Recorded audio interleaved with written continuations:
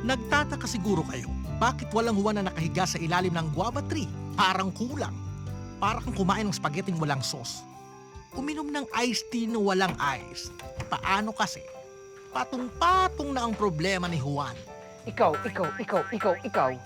Sumusobra ka na. Ang laki na ng atraso mo sa akin. Dahil sa'yo, nawala lahat. Lahat. Tapos ngayon, sasabihin pa ng tao sa akin, tamad ako. Di ako ganun. Okay, fine. Hindi ka tamad. Sabi mo eh. But wait, tama bang akong sisihin sa mga problema mo? Pinipilosopo mo pa ako, ha? Dapat sa'yo, mabuti pang puputulin na kita! Ang tama! Sino ka? Ako? Guapo. Ano? Ako si Guapo. Ano? Guapo. Gwapo?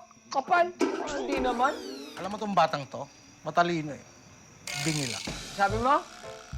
Guava, apple, join them together. Guapo. Gwapol. Ano ka ba? Kasi masyado kang malaki para maging duwende, pero kulang ka sa height para maging kapre. Makinig ka, Juan. Nung unang panahon. Payat ka pa? Oo. Mas matanda pa ako sa pinakamatandang Juan Tamad. Marami pang puno ng bayabas sa Pilipinas noon. Buo pa ang aming mga angkan. Yun ang mga panahong mabisang panlanggas pa ng sugat, ang dahon ng bayabas. Dahon ng bayabas lang ang ginagamit ng mga bagong tuli. Bayabas din ang paboritong panimpla ng mga nanay sa kanilang niluluto.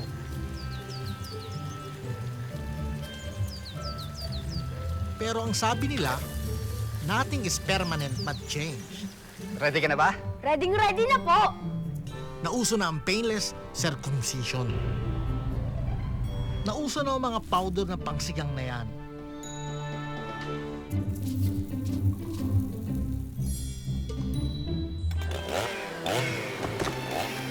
At higit sa lahat, isa-isa nilang pinutol ang mga puno ng bayabas. Kaya isa-isa ring nagsilikas sa parang OFW ang aking mga angkan. Hanggang sa unti-unti na silang mawala.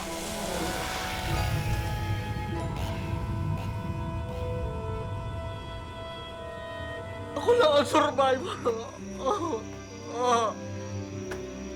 Bakit Gwapol yung pangalan mo? Guapo. Let me think about it. Guapo? Dahil sa akong modern hybrid. Nakuha ko ang isang pagiging maabilidad na duwende. Ang aking pagiging matipuno at malakas na kapre. And that's my story. Thank you. Eh di wow. Taas ng energy ng wow mo ah. At bigla ka nalungkot. Hindi ka. Sama ka sa akin. Close tayo. Marie, Mami? kamusta naman yung mga pamilyang di makabangon-bangon dyan? You mean the Magbangon family, Mommy? Coffee nga, Yaya. Well, Juan and I haven't talked in a while, Mommy. But I really felt for him when he cried sa harap ni Pope Francis. Do not despair, my child. God loves us. So you don't have to feel sad. Sinasabi ko naman sa iyo noon pa na huwag kang magkadikit-dikit dyan sa pamilyang yan. Lalo na dyan sa Juan na yan. Baka mahawa pamilya natin. But, Si Mommy... Marie. May point naman ng mami mo eh. Daddy, alam mo, umorder ako ng malaking chandelier. Kasi old na siya at saka ang dilim sa gabi. Wala problema. Mommy, mas malaki pa dyan? Eh, ang baba ng ceiling natin. Iha, that's not a problem. Di pataasan natin. Daddy, okay ka lang? Hindi, wala. I love you, Daddy. I love you too.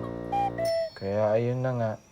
Dahil sa networking, nabaon kami sa utang ng nanay ko. Ay, alam ko na yan, Juan. Talaga? Gwapol? Uy, andito, ikaw nag-uumpisa ka na naman eh. Tapos na yan eh. Kala ko kasi ako na pinakamaliit dito eh. O sige, ano bang gusto mong gawin ko? May superpower ka ba? kaya mo bang lumipad? Hindi. May super strength ka ba? Malakas. Yan ay kulang rin. Hindi rin. Eh ano ka? Narrator.